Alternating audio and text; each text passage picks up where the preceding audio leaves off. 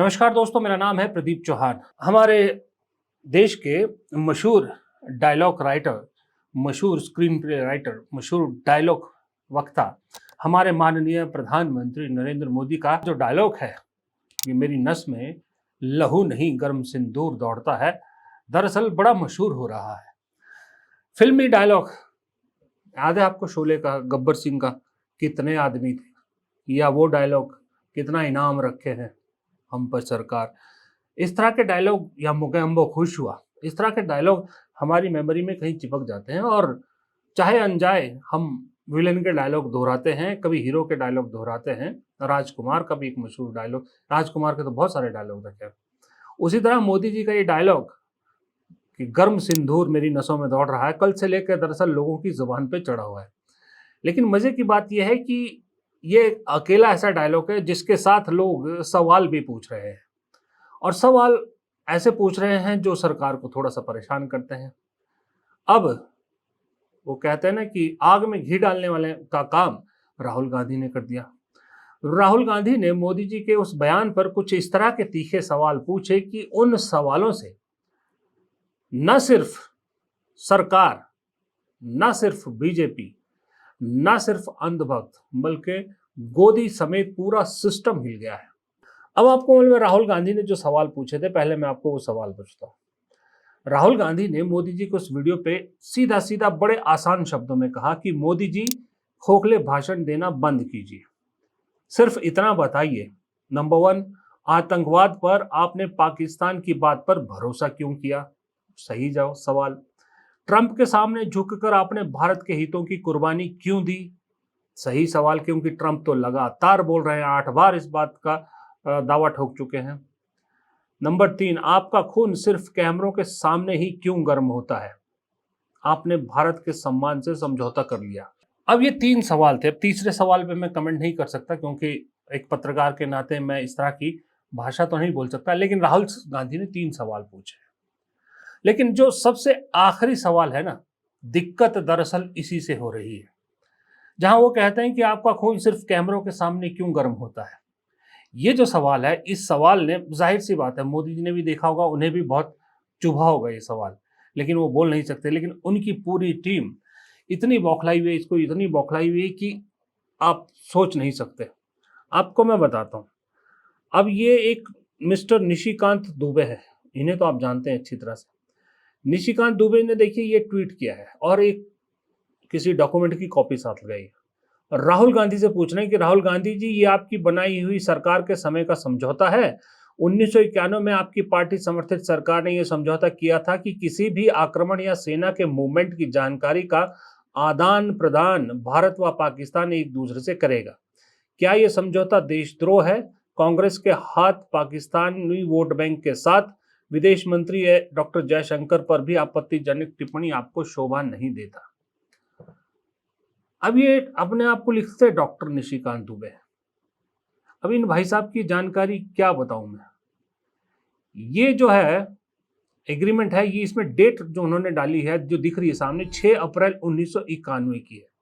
हालांकि कांग्रेस ने इसका जवाब दे दिया, पर मैं भी अपनी तरफ से बता देता हूं कि चंद्रशेखर की सरकार से कांग्रेस ने 1 अप्रैल 1991 को समर्थन वापस ले लिया था। इसमें डेट है 6 अप्रैल 1991 की। दूसरी बात, ये जो एग्रीमेंट हुआ था, ये शांति काल के लिए हुआ था। जब युद्ध काल की स्थिति हो तब ये समझौता लागू नहीं होता है, ये शांति काल के लिए होता है।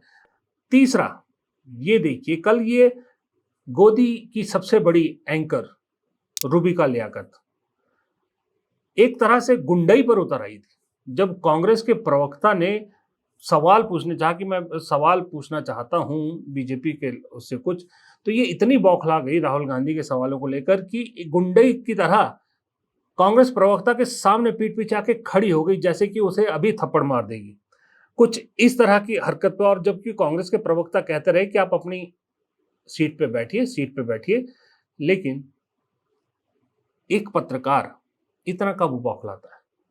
पत्रकार का काम तो सवाल पूछना है ना, जवाब वो जिस मर्जी से जैसे मर्जी दे, जैसे मर्जी दे। इन्हें क्यों तकलीफ हुई?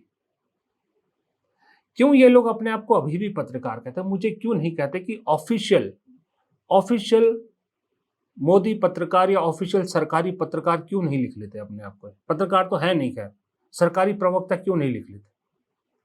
क्यों ये नौटंकी करती है रूबी का लियाकत जैसे लोग? मुझे समझ में नहीं आता। इसीलिए मुझे एक और चैनल है आज तक, उसमें ये चीज़ अच्छी लगी जो ट्वीट दिखी कि जो कांग्रेस के नेता हैं तारिक अनवर बिल्कुल सही बात पूछ रहे हैं। मैं भी इस बात से एग्री करता हूँ। तारिक अनवर का कहना है कि जिस तरह से कांग्रेस का मजाक उड़ाया जा रहा है, जिस तरह से राहुल गांधी को देशद्रोही करार दिया जा रहा है, जिस तरह से सोनिया गांधी को लेकर कमेंट किए जा रहे हैं, कांग्रेस को जो विदेश डेलीगेशन जा रहे हैं उससे अपने आप को विड्रॉ कर लेना चाहिए। ये तो एक तरह से बेइज्जती लगातार कांग्रेस की हो रही है, फिर भी आप बेशर्म हो के अपने डेलीगेशन में लोग जा रहे हैं। कांग्रेस ऑफिशियली विड्रॉ क्यों नहीं कर लेती? 4 एमपीज अगर नहीं विदेश जाएंगे तो क्या फर्क पड़ जाएगा? वो ऐसे एमपी तो है नहीं कि जो पहले कभी विदेश नहीं गए। शशि थरूर तो डिप्लोमेट रहे हैं, मंत्री भी रहे हैं, यूएन में रहे हैं, और सलमान खुर्शीद तो कईयों बार मंत्री रहे हैं, मनीष तिवारी मंत्री रहे हैं। फिर क्या लालच है? क्यों नहीं कांग्रेस अपने आप को विड्रॉ कर लेती इस डेलीगेशन से? एक संदेश भी जाएगा, दुनिया को एक संदेश जाएगा। दरअसल कांग्रेस को ये बात समझ में नहीं आ रही, विपक्ष को ये बात क्यों समझ में नहीं आ रही कि उनका इस्तेमाल किया जा रहा है सरकार द्वारा अपने पीआर के लिए। अगर ईमानदार नियत होती सरकार की तो मोदी जी कल उन सेना को लेकर इस तरह की राजनीति नहीं करते, ना मोदी जी के मंत्री और बाकी बीजेपी के नेता इस तरह की राजनीति करते।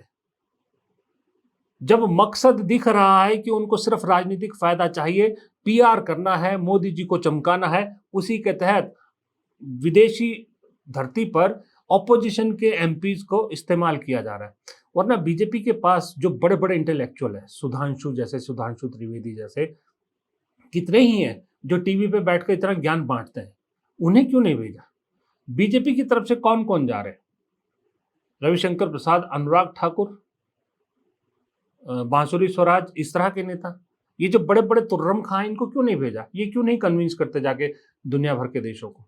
इसलिए कि वो पीआर स्टंट है, वो ऑपोजिशन के मुंह से करवाना चाहते हैं, ऑपोजिशन के एमपीज के द्वारा अपना पीआर करवाना चाहते हैं। इसलिए कांग्रेस के लिए बिल्कुल सही वक्त है कि अपने आप को इससे विड्रॉ कर ले।